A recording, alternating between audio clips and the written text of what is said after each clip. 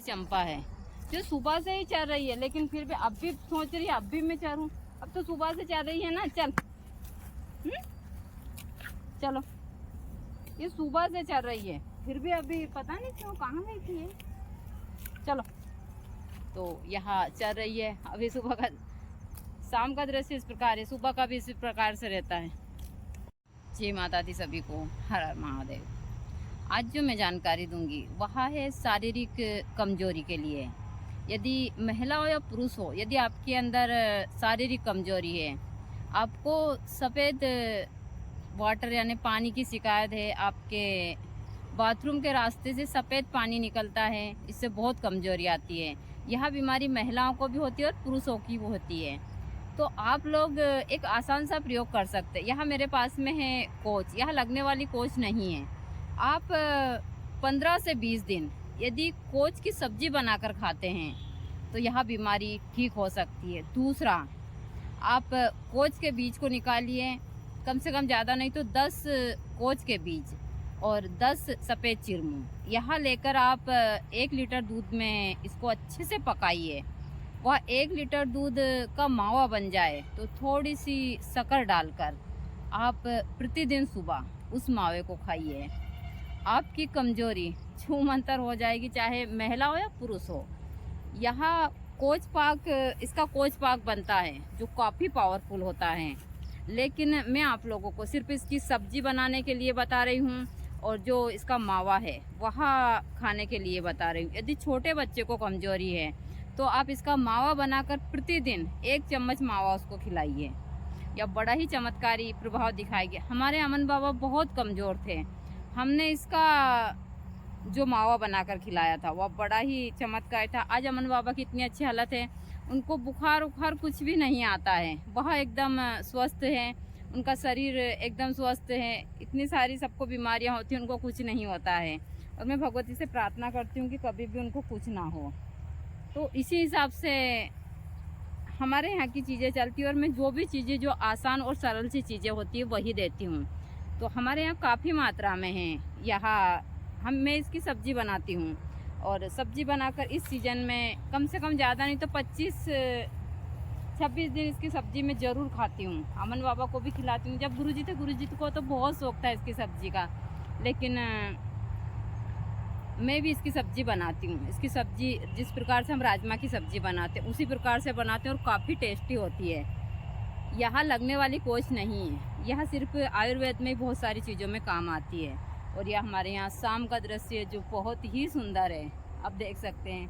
शाम का दृश्य इसी प्रकार से होता है, सुबह का भी इसे होता है लेकिन शाम का ज़्यादा अच्छा होता है। और यह चीज़ें मैं हमेशा बताती हूँ। अभी खेतों में सबके में सोयाबीन कट चुके हैं और जो शाम का दृश्य बहुत ही सुंदर है। यह हमारे यहाँ पर कदम का पेड़ है। कदम का पेड़ काफ़ी बड़ा हो चुका, हमने तालाब के ऊपर ही कदम का पेड़ लगाया है। कृष्ण भगवान की और कदम के पेड़ की काफ़ी मान्यता है और इनसे बहुत सारी चीज़ें जुड़ी हुई है। तो गुरु जी ने इसको यहीं लगाया था। हमारे यहाँ एक छोटा सा तुलसी का बगीचा टाइप भी, यहाँ पूरे हर जगह यहाँ तुलसी लगी हुई है, देख रहे हैं आप, सब तुलसी है। और तुलसी से काफ़ी एनर्जियाँ होती है, लेकिन लोग बाग कहते हैं कि जहाँ तुलसी होती है वहाँ पर जैसे कि सर्प नहीं आते हैं या फिर मच्छर नहीं होता, ऐसा कुछ नहीं होता है। सारी चीज़ें होती है, चीज़ें मैं हमेशा बताती हूँ। मैं इन चीज़ों के बीच रहती हूँ और इन सारी जड़ी बूटियों के बारे में आप लोगों को विस्तार से बताती भी रहती हूँ। यह सहजना है, जो सहजना आपको दर्द में, चाहे आपको बाई की शिकायत हो, थेरोराइड हो, जो भी आपको हो, इसमें यहाँ रामबाण का काम करता है। तो यही है सहजना। और ये हमारे यहाँ का शाम का दृश्य है जो बहुत ही सुंदर है, आप देख सकते हैं। लेकिन यहाँ भी थोड़ी साफ़ सफाई नहीं है क्योंकि अभी मैं 15-20 दिन से इधर आई भी नहीं हूँ ठीक तरीके से। यहाँ पर बहुत सारी वनस्पतियाँ जैसे मेघराज है और भी वनस्पतियाँ हैं जिनके आगे मैं जानकारी दूँगी। और इसी हिसाब से हमारे यहाँ सारी चीज़ें होती है। बला है, मेघराज है और मतलब बहुत ही सारी दिव्य वनस्पतियाँ हैं जिनके आगे मैं आप लोगों को जानकारी दूंगी इनकी।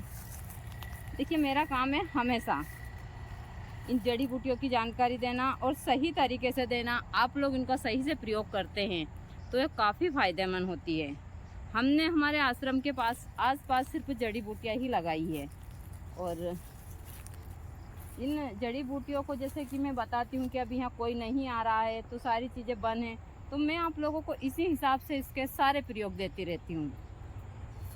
यदि आप सही तरीके से वीडियो देखते हैं तो आप लोगों को समझ आती है। और हमारे यहाँ का जो भी चीज़ें होती है वह इसी प्रकार से होती है। यहाँ पर हमने इतने सारे फूल लगाए क्योंकि हमको फूल सबसे ज़्यादा चाहिए पूजा के लिए, तो यहाँ काफ़ी मात्रा में हमने फूल भी लगाए हैं। तालाब के ऊपर भी है, लेकिन यहाँ सही से मुझसे इतनी देखभाल नहीं होती। आश्रम के अंदर भी बहुत सारे फूल हैं और यहाँ भी हमने लगाए, बड़े ही सुंदर है। यह सब चीज़ करने में हमको बहुत समय लगा है, कम से कम ज़्यादा नहीं तो गुरुजी को और दोनों को हमको 15 साल लगे हैं। और हमने 15 साल दिन रात मेहनत कर कर यहाँ सारी वनस्पतियाँ लगाई है। तो शाम का दृश्य जो इस प्रकार से। अभी हमारी जो गौ माता है पता नहीं कहाँ गई है। हमन बाबा गए थे गांव में, अब मुझे लगता है कि वो गांव की जो आवारा गायें हैं इनके साथ में गांव में चली गई है। तो बड़ी दिक्कत आएगी, तब गांव में चली जाएगी तो वो गांव में से वापस आएगी नहीं। अब मुझे देखना पड़ेगा, पता नहीं कहाँ गई है। उसका नाम है चंपा, हम उसको प्यार से चंपा ही बोलते हैं।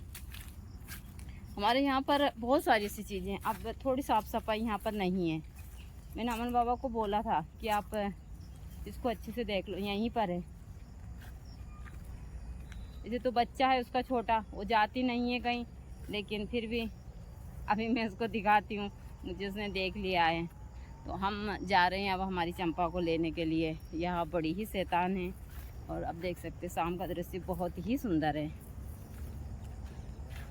यहाँ पर झाड़ू बनाने वाली घास है हमारे यहाँ सब। ये वनस्पतियाँ यहाँ है, ब्रह्मडंडी है जो यहीं पर है। यहाँ ये सारी इसी हिसाब से हमारे यहाँ चीज़ें। चंपा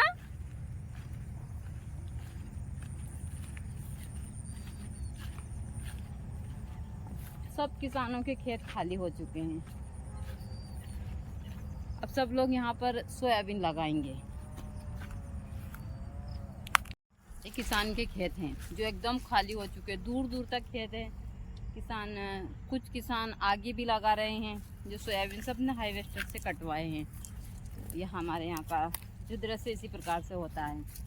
ये चीज़ें मैं आप लोगों को हमेशा बताती हूँ कि मैं जहाँ रहती हूँ वहाँ इंसानों की बस्ती नहीं है। यहाँ पर सिर्फ है तो पेड़ पौधे और यही सारी चीज़ें हैं। जंगली जानवर है, सांप बिच्छू, यही सारी चीज़ें हैं मेरे जीवन में।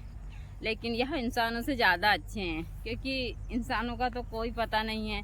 वहाँ कहते हैं ना कि एक बार जो सांप डसता है तो हम उसका इलाज भी कर सकते हैं, लेकिन इंसान का नहीं कर सकते।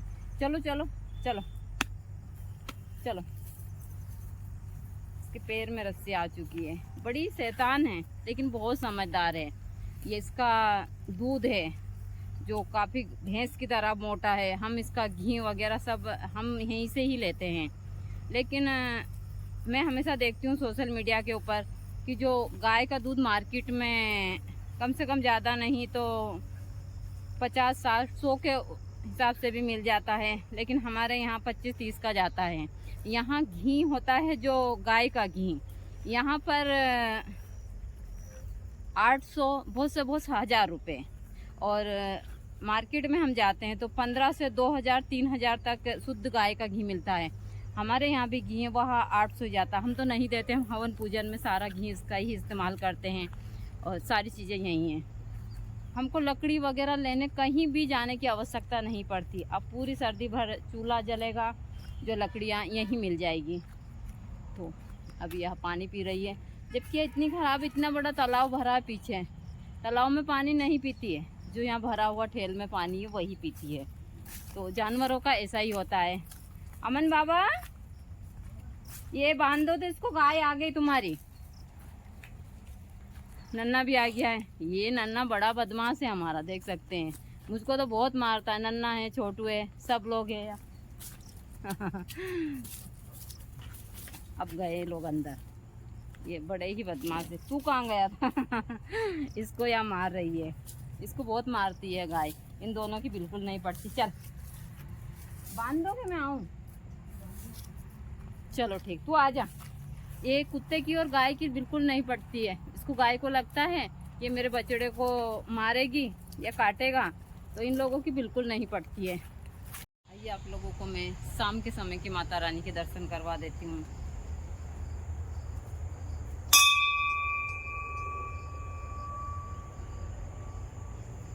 हमारे यहाँ दोनों टाइम इसी प्रकार से होता है। बस अब मैं स्नान कर कर गई थी, अब हमारा हो चुका है आरती का समय।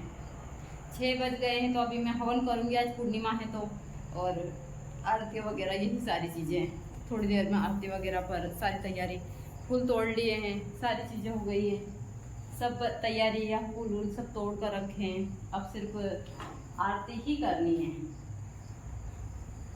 अभी आरती कर कर और पहले हवन करेंगे, हवन के बाद ही